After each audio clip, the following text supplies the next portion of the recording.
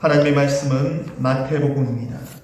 마태복음 21장 23절부터 32절까지 말씀입니다.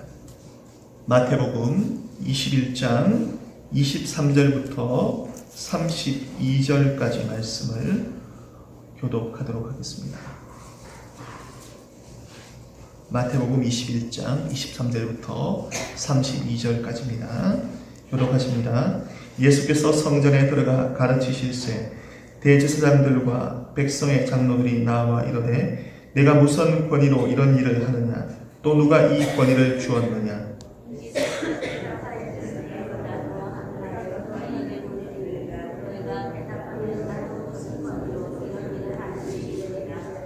요한의 세례가 어디로부터 왔느냐 하늘로부터냐 사람으로부터냐 그들이 서로 의논하여 이르되 만일 하늘로부터라 하면 어찌하여 그를 믿지 아니하였느냐 할 것이요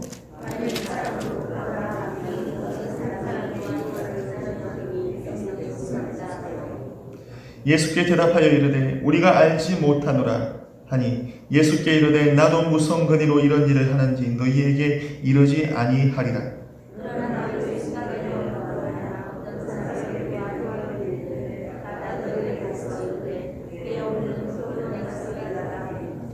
대답하여 이르되 아버지 가겠나이다 하더니 가지 아니하고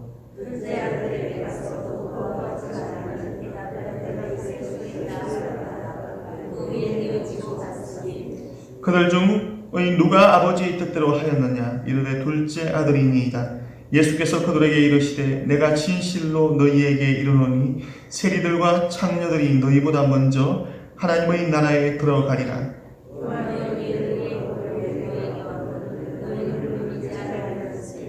세리와 창녀는 믿었더니 너희는 이것을 보고도 끝내 뉘우쳐 믿지 아니하였도다. 아멘. 이 시간 함께 하신 모든 분들 가운데 오늘도 하나님의 위로와 평안이 함께 하시기를 간절히 기원합니다. 고난주간 특별 새벽기도의 둘째 날입니다. 오늘 이 시간도 하루를 출발을 하면서 우리 모두의 마음이 하나님의 말씀을 그 무엇보다도 사모하며 그러한 결단 위에서의 새로운 출발이 되길 간절히 기원합니다. 세상에 살지만 세상을 버타여 사는 것이 아니라 하나님 말씀 듣기를 즐거워하며 그분의 뜻을 섬기며 살아가야 할 것입니다. 하나님의 말씀을 사모한다라는 말을 우리가 달리 표현하면 하나님의 뜻을 사모한다 또는 하나님의 나라의 백성으로 살아가겠다 그런 의미인 것입니다. 언제 그렇게 살아간다는 말입니까? 이것은 종교적인 시간을 구분하여서 그 시간 안에서만 그렇게 살아간다라는 그런 표현이 아니라 주어진 모든 때 허락받은 모든 시기를 주의 나라 백성으로 누구 앞에서요? 주님 앞에서 살아가겠습니다. 그러한 신앙 고백인 것입니다. 사랑하는 성도 여러분, 하루를 시작하는 이 시간, 이 신앙 위에서 출발하실 수 있길 간절히 부탁드리겠습니다. 이것이 말씀이 우리에게 제시하는 방향이죠. 과연 누구의 뜻을 섬기며 살아갈 것인가? 과연 누구 앞에서 살아갈 것인가? 그것은 주어진 환경이 중요치 않은 것입니다. 그러나 이렇게 살아가는 삶이 참 쉽지 않습니다. 현실은 만만치 않고 현실이 우리에게 짊어지게끔 하는 그 무게는 너무나 무거운 것입니다. 오늘 우리의 상황은 어떻습니까? 여전히 위기의 연속입니다. 여전히 코로나가 위협적이고 사태가 더욱더 심각해져가는 그런 상태에 있습니다. 정부에서는 사회적 거리두기를 2주 연장을 권고하고 있습니다. 세계적으로 바이러스는 계속적으로 확산되어 가고 있는 그런 상황에 우리는 놓여져 있습니다.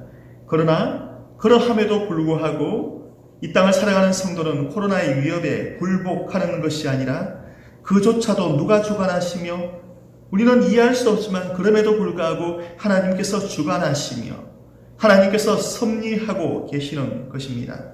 따라서 이 하나님을 신앙하는 백성들로 무엇을 위해서요? 그분의 나라와 그분의 의를 위해서 우리의 일상을 살아나가야 하는 것입니다. 예배도 무엇을 위해서? 그분의 나라와 그분의 의를 위해서. 기도나 예배만이 아니라 방역도 예방도 우리가 마스크를 쓴다 하더라도 그냥 쓰는 것이 아니라 무엇을 위해서요?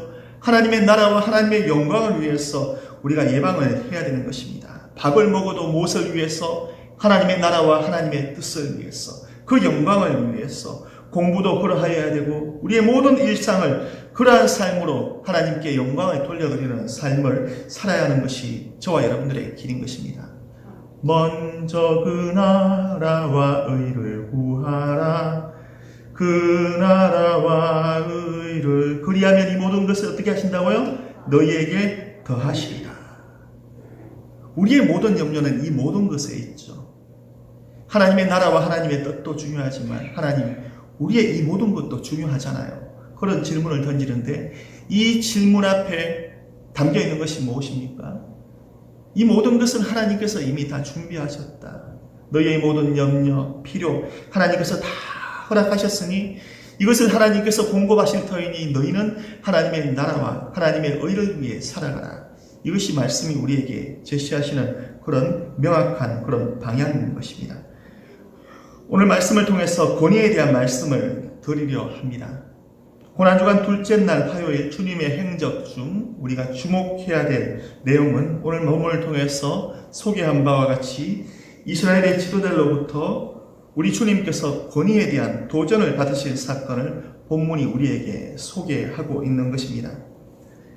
주님의 예루살렘 입성 사건과 그리고 어제 살펴보았던 성전 청결 사건으로 대제사장들과 서기관들은 스스로의 권위가 무너졌다, 그렇게 여겼을 것입니다. 마치 우리 주님이 눈의 가시처럼 여겨졌을 것입니다. 그래서 그들에게 무엇이 필요했습니까? 이러한 상황을 역전시키기 위한 하나의 어떤 계기가 필요한 것입니다. 그래서 주님을 터집잡기 위해서 대답하기 곤란한 질문을 오늘 본문에서 준비해서 그렇게 던지고 있는 것입니다. 여기서 우리가 다시 한번 생각해 보아야 될 신앙의 주제가 권위의 실체가 과연 어디인가? 과연 누가 권위를 주셨는가? 이 질문 앞에 우리는 다시 한번 서야 되는 것입니다. 인생에게 주어진 모든 권위는 주어진 권위입니다. 믿으십니까? 누가 주셨습니까? 하나님께서 주셨지요. 그림자라 말씀드렸던 지상 성전을 관할하고 있는 대제사장이 성전의 실체가 되신 그리고 권위의 수요자가 되신 예수 그리스도를 향해서 지금 어떻게 하고 있습니까? 자신의 권위에 정면 도전한다, 그렇게 여기며 누구를 시험하고 있나요? 우리 예수님을 시험하고 있는 것입니다. 사랑하는 성도 여러분, 제사장의 권위를 누가 주셨습니까? 하나님이 주셨죠. 서기관의 권위는 누가 주셨습니까? 하나님이 주셨죠. 목사라는 직임은 누가 허락하셨나요? 하나님께서 주셨죠. 우리 장로님도 권사님도 우리 집사님도 모든 성도에게 주어진 권위는 주어진 권위입니다. 누가 주셨습니까? 하나님께서 주셨죠. 그렇다면 이 직임은 무엇을 위한 직분일까요? 누구를 위해서? 주신 분을 위해서 존재하는 직분인 것이죠. 주신 분의 나라와 주신 분의 교회를 위해서, 주신 분의 뜻을 위해서, 그분의 영광을 위해서 주어진 직분이 교회 안에서 허락된 그런 어떤 직분인 것입니다. 따라서 우리의 직분은 주셨기에 존재하는 직분이며, 따라서 받았기에 겸손히 감당하며 포기하지 않음으로 살아가야 하는 우리의 삶인 것입니다. 직분을 받으셨습니까? 그렇다면 우리에게 주어진 이 직분, 성도로서의 그런 신분 또한 하나님께서 허락하신 신분이오니 이것을 포기하면 됩니까? 안 됩니까? 삶이 어렵다 하더라도 우리가 신앙을 포기해서는 안 되는 것입니다. 생명이라는 것은 살아라 하시는 하나님의 명령인 것이죠. 하나님께서 오늘도 우리에게 생명을 주셨습니다. 주신 생명을 직분을 감당하는 그런 어떤 삶으로, 하나님께 영광을 돌려드리는 삶으로 잘 사용하시는 오늘 복된 하루가 되시길 간절히 바랍니다. 누구 앞에서요? 하나님 앞에서, 삶을 주신 분 앞에서 어떻게 해요? 주어진 직분에 순종하며 무엇을 위해서요? 주님의 나라와 주님의 의를 위해서 우리 주님께서는 살라, 그렇게 우리에게 명령하고 계시는 것이죠. 그 명령을 받으셨습니까? 아멘. 다시 한번 그 명령을 받으셨습니까? 아멘. 아멘 했으니까 하나님 오늘도 순종하겠습니다.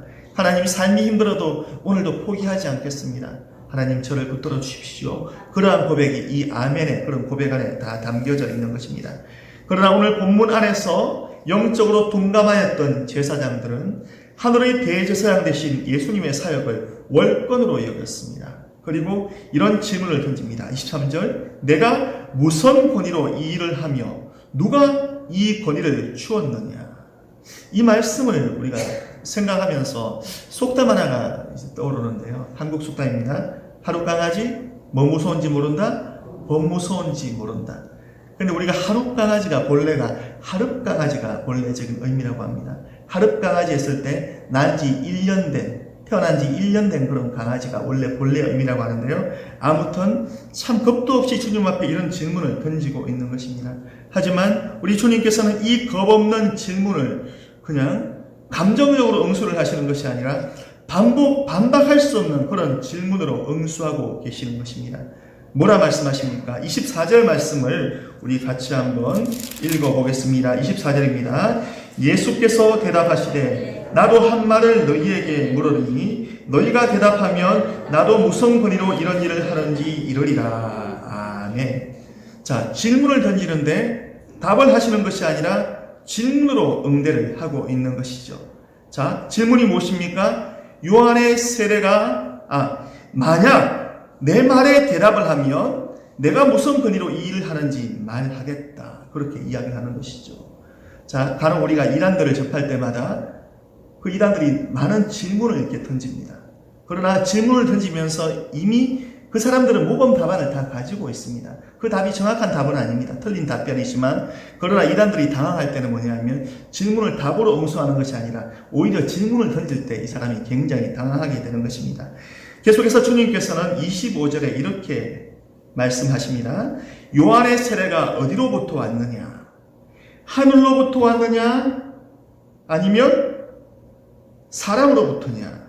자, 이 질문에 대해서 제사장과 서기관들이 대답을 합니까? 대답을 못하고 있는 것이죠. 두 가지 다 질문이 다 자신에게 걸리는 것입니다. 만일 하늘로부터 왔다 하면 그렇다면 요한의 가르침을 믿지 않았느냐? 그런 어떤 답변들이 날라올 테고, 사람으로부터냐 하면 모든 사람이 요한을 선지자로 여기고 있었기 때문에 그들의 원망과 원성이 두려운 것입니다. 이처럼 주님께서는 대답하지 못하며 우물쭈물하는 그들을 향해서 우리 주님께서 그들이 가진 종교적인 기반이 흔들릴 수 있는 최후의 한 수가 담긴 비유를 들려주고 계십니다. 그 비유를 쉽게 풀면 다음과 같습니다. 한 사람에게 두 아들이 있는데 그 사람이 자기 아들들에게 따로따로 찾아가서 포도원의 일을 할 것을 명령하고 있습니다. 첫 번째 아들은 뭐라 대답합니까? 네. 대답은 네 했지만 그러나 포도원 일을 하러 갔습니까? 안 갔습니까? 가지 않은 것이죠. 둘째 아들은 싫습니다 하고 나중에 뉘우쳐서 가서 일을 했다, 그렇게 기록하고 있습니다. 그리고 마지막 쐐기를 박는 질문 하나를 던지시는 것이죠. 31절, 그들 중 누가 아버지의 뜻대로 행하였느냐? 31절 말씀을 우리 한번 읽어보겠습니다. 31절입니다. 무리가 꾸짖어 잠잠하라 하되 더욱 소리질러 이렇다. 죄송합니다. 31절 말씀 같이 한번 읽어보겠습니다. 그 둘 중 누가 아버지의 뜻대로 하였느냐? 이르되 둘째 아들이니이다. 예수께서 그들에게 이르시되 내가 진실로 너희에게 이르노니 세리들과 창녀들이 너희보다 먼저 하나님의 나라에 들어가리라. 아멘. 자, 이 말씀이 의미하는 바가 무엇입니까? 너희는 네 했지만 아버지의 뜻을 따르지 아니한 첫째 아들이다. 너희는 요한의 가르침을 믿지 아니하였다. 천국 복음을 선포할 때 믿지 아니하였다, 이 말이죠. 그러나 누가 믿었다는 말입니까? 오히려 그들이 그토록 무시하고 천시하고 멸시하는 그런 세리와 창녀들이 믿었죠. 이들이 둘째 아들이다, 그렇게 말씀하시는 것이죠. 복음이 선포되었음에도 불구하고 반응이 둘로 나뉘는 것이죠. 사랑하는 성도 여러분, 이미 우리는 선포된 복음을 받은 자입니다. 그러나 적용점에 있어서 이곳에 있는 우리 역시 이 질문을 피할 수가 없는 것입니다. 스스로 자문해 보시겠습니까? 말씀 앞에서 우리는 지금 순종의 길을 걷고 있습니까? 불순종의 길을 걷고 있습니까? 누구도 피해갈 수 없는 것이죠. 목사도 피해갈 수 없고 우리 장로님도 집사님도 권사님도 피해갈 수 없는 그런 질문인 것입니다. 그러나 이 질문을 우리가 잘 생각해 보시기 바랍니다. 대답하기 어렵지만 이런 질문이 하나님의 말씀을 통해서 우리에게 던져지고 있다라는 말은 소망이 있다라는 말입니까? 없다라는 말입니까? 여전히 소망이 있다라는 것이죠. 성도로서 받은 권위를 헛되이 남용하며 오용하며 마치 하나님의 뜻을 우리의 뜻으로 삼고 그렇게 살고 있지는 않습니까? 만약 그러한 모습이 말씀 가운데 비춰지고 있다면, 이 순간 찔림으로 다가오고 있다면 우리는 다시 한번 철저히 회개함으로 주님께 돌아가야 하는 것입니다. 사랑하는 성도 여러분, 우리 함께 돌아가실 수 있길 바랍니다. 어디로요? 주님께로 돌아가실 수 있길 바랍니다. 하나님의 뜻은 온데간데 없고 나의 그 무엇을 위해 먹고 사는 문제가 중요하고 사는 문제가, 성공에 관한 문제가 중요하다 보니 정신없이 하나님의 뜻을 그냥 내팽겨치고 멈추지 않고 걸어가고 있다면 우리는 이 걸음을 멈추어야 하는 것입니다. 하나님께서 뭐라 말씀하십니까? 돌아오라. 내가 여호와다. 세상을 두려워하지 말라. 권력도 두려워하지 말라. 힘을 두려워하지 말라. 코로나도 두려워하지 말라. 내가 여호와다. 오직 나를 경외하라. 그렇게 말씀을 우리에게 지속적으로 경고하시는 것이죠. 누가 주십니까? 하나님께서 주시며 하나님께서 우리의 모든 상황과 억울함을 아시며 형편을 아시며 하나님께서 우리를 위해서 일을 하시는 여호와다. 내가 너희를 위해서 일을 할게. 그러니 너희는 나를 위해서 돌아오려. 그렇게 지금도 말씀하고 계시는 것입니다. 이 말씀을 우리가 자칫 오해하시면 안 되는 것입니다. 믿음이 있기 때문에 그러면 우리가 장사도 하지 말아야 됩니다. 믿음이 있기 때문에 일도 내팽겨쳐야죠. 교회 안에서 살아야 되죠. 그런 의미가 아닌 것입니다. 믿음이 있기 때문에 약도 먹지 말라. 그런 말이 아닌 것입니다. 방역도 하지 말라. 그런 말이 아닌 것입니다. 우리 신앙의 선배는 믿음을 내세우며 그런 행동을 하지 않는 것을 오히려 무지의 소산이다. 그렇게 이야기를 하는 것이죠.